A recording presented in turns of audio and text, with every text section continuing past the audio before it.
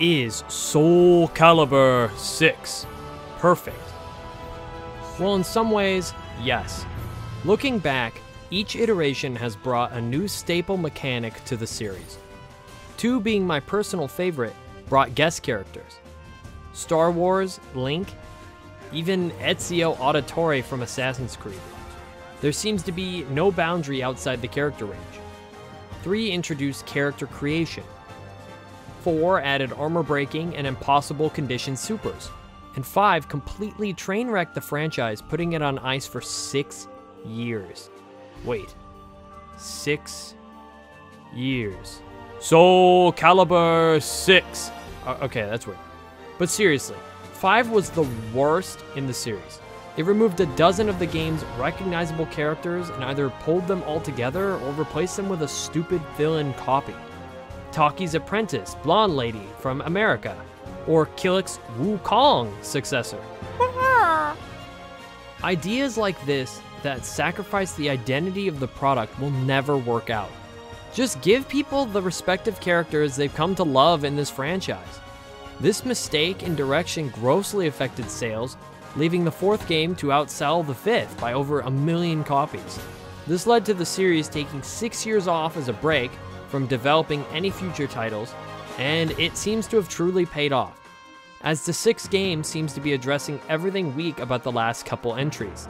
First off, the game is acting as a reboot to Soul Calibur.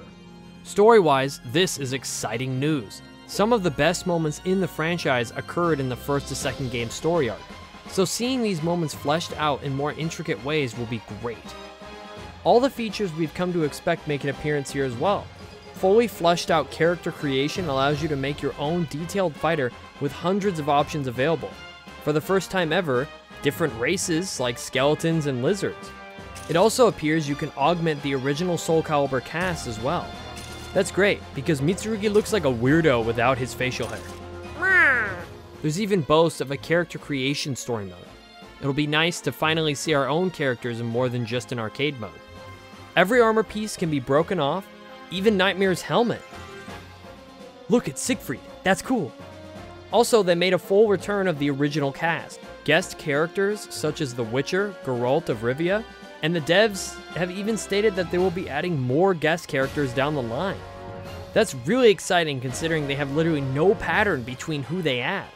We had Link, Ezio, and Star Wars, so you tell me who logically could be next. Micro Godzilla confirmed? The beta ran all weekend, and I love the gameplay. The connections online ran well considering it was a network test. Every character felt so different from each other.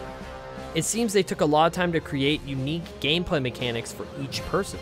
Instead of a character being looked at solely for how long their weapon reaches or how quick they may be able to attack, now you also have to consider moves like Taki's delayed bomb explosion, or other characters having certain power-up moves exclusive only to them.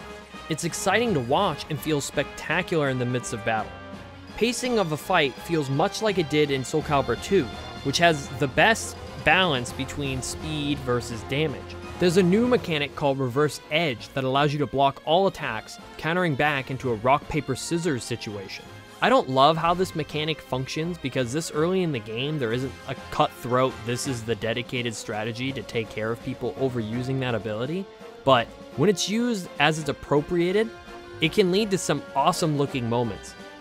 In just about every regard, the game has been shaping up to be a hit, hopefully the best-selling iteration to date. The devs truly put their heart into the project.